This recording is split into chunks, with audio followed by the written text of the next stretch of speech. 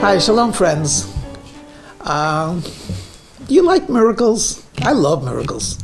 It's reading about them in the Bible is just simply exhilarating. I mean, bread that comes from heaven, babies born to mothers at the age of 90, of course, the 10 plagues to get out of Egypt, millions of frogs coming from a river. It's just remarkable. And they're all instructive. And there's so much to be derived from it in terms of our belief in Hashem and instructions on how to serve Him. But I would like to focus on one particular miracle that we're reading in the Torah, actually this week's Torah portion, and it's the splitting of the sea. And this is a remarkable miracle, and it's very exciting. I mean, just put yourself mentally with the idea of not walking on water and not swimming on water. And frankly, I see a cruise ship. To me, it's a miracle of having a floating city in the middle of the Atlantic Ocean. But over here, the water is on either side of them. The fish are in the walls of water, and they're just walking through. Question number one. Why would Hashem make that miracle? You say, well, that's a silly question. We don't know why Hashem does things. True. But I want to point out, they're already out of Egypt. And the miracles that take place in the wilderness and the desert is for a reason. They're hungry, they need food. Where are they going to get it from? God provides it. And if you answer, well, but the army of Egypt still remained, okay, so there's so many different ways of either destroying the army, whether it be pestilence or whatever, or saving the Jews, having them fly over the river. What's this idea of having the river split for them? In addition to which, this miracle didn't come in a passive way. The Jews were in distress. And as we read in the Chumash, the sea was in front of them. There's no way out. The army of the Egyptians is behind them. There's no retreat. And on either side, we're told there was the wild animals and the desolate wilderness. So they were boxed in. Why would Hashem put them in such a situation to make a miracle? The second idea that I'd like to share with you is, of all of the miracles of the Bible, we don't say daily the miracle of God changing the Nile River into blood. We don't even have to mention the miracle of God bringing bread from heaven. What we do have to say daily is, thank you Hashem who took us out of Egypt. And then part of the prayer is to talk about how God split the sea for us. And we say that every single day, a weekday, on Saturdays, on holidays, on Yom Kippur, on fast days. It's like, why is, of all of the miracles, why is that chosen not only to remind us, but actually we have to articulate it? So let me share with you two thoughts. Thought number one.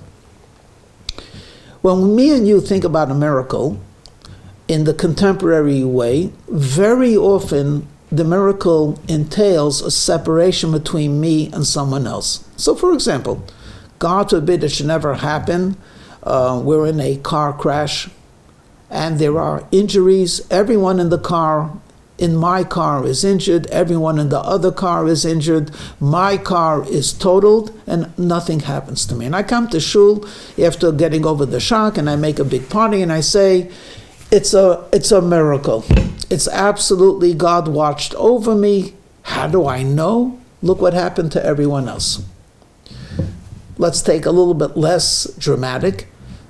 In times of COVID, everyone in my office, everyone got either COVID or was tested positive. I'm the only one that didn't get COVID.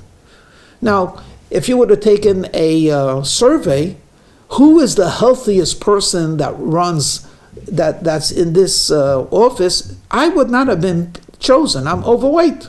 and I'm not in shape at all. And there are so many, I actually get more colds than everyone else. I actually call in more sick days than everyone else.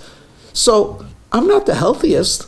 Why is it that every single person got this sickness but not me? A miracle. God watched out. Again, what's the miracle? The miracle is how I was singled out.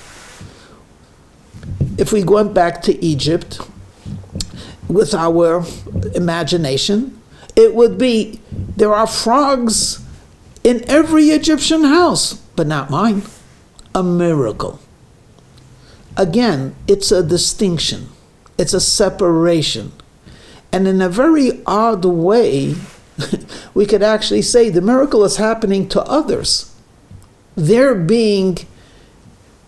Something is happening to them, but the negative is not happening to me. But here's another miracle. A couple goes to a fertility clinic, and after many, many tests, they say, we have very sad news for you. He has a very low sperm count to begin with, and you have issues with the fallopian tubes, and the chances of you naturally conceiving is maybe 2% out of 98%, and even then we don't know. So it would be wisest for you to consider maybe adoption. And this couple, for whatever reason, refuses that, and they keep on living as a couple, and there's a miracle baby. And this couple looks at the baby and they say, this is our miracle. It's not a miracle that we were protected from what was happening to others. No. This is our miracle. Not only did God give us this miracle, we were part of the miracle. It's a different feeling, very different feeling than going out of a car crash where everyone was hurt but not me. You're filled with gratitude, but it's not the same thing as you're part of making the miracle. And that's point number one. When the Jewish people walked through the sea, at that moment, the Egyptians were not behind them. They were experiencing a miracle. They were experiencing God's love, God's protection. They were being embraced by God. That did not happen when they were in Egypt. It was always the Egyptians are getting punished, but not us. And God's going to take us out of Egypt. But how? By destroying the firstborn of them. But here, every man, every woman, every child, even my donkeys, even the animals that were carrying, they were all part of this wonderful miracle. And I think that perhaps that would be one of the many reasons of why we should say it. Think about it and verbalize it. Because it's not enough to be grateful and acknowledge that Hashem makes miracles, but the miracle that Hashem makes is often an expression of His true love and providence over me. A second point. As I pointed out, the Jews are in a box. They can't continue going forward. There's a sea. They can't go backwards. There's an army. They can't go either side because there are wild animals and it's desolate and there's no way out. So they cry to Moshe, their leader. Moshe takes responsibility and he says to the Jewish people, of course he's inspired, but he says to the Jewish people, don't worry, God's going to fight your wars. And then we find Moshe Rabbeinu turning to Hashem, please, what am we supposed to do? And God gives the strangest answer. Ma titzek alai, why are you shouting at me? Tell the Jewish people to travel. What kind of an answer is that? They can't go further. There's water. There's no boats, there's no rafts, there's no bridge. And God says, you're praying to me? Just tell them to travel. So each of the great teachers of Israel have beautiful insights. Many of them come to this main point that I'm going to share with you. God says there's a miracle waiting for them, but I want to give them the privilege of creating that miracle. Tell them to walk into water. When they do that, they will be instrumental in revealing that water does not have to be where it is. Water can be shunted aside. It could be pushed aside for them. But I want them to partake of this. And as I mentioned before, not to be a passive spectator to watch a miracle, but to be an active participant in making a miracle. So the Jewish people, with perfect faith, God tells them through Moses, walk into the sea, and they do it. And as soon as they do that, what happens? The sea splits. My friends, I can't think of a more powerful, inspirational message that Hashem showed us some 3,000 years ago. He takes care of us, He watches over us, He protects us. There are miracles that happen every day to us.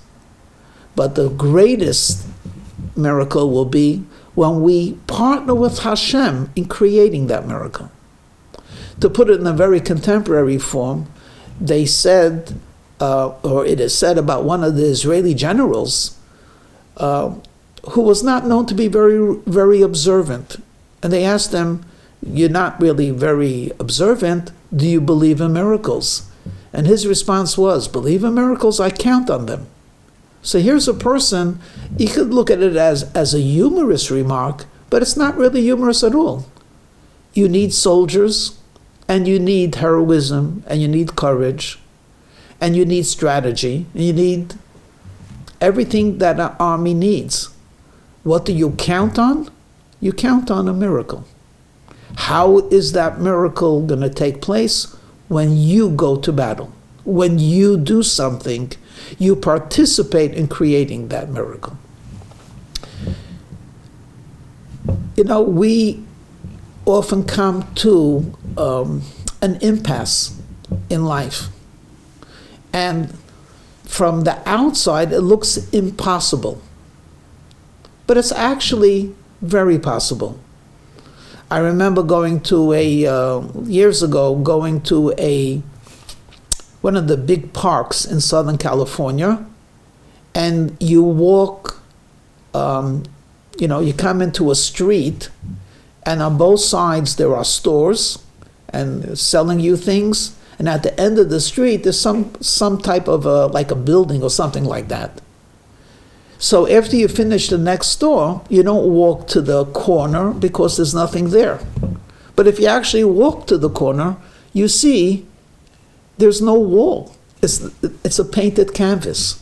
It is just so realistic that when you're 5 feet away or 20 feet away, it looks like there's a building. It's not a building.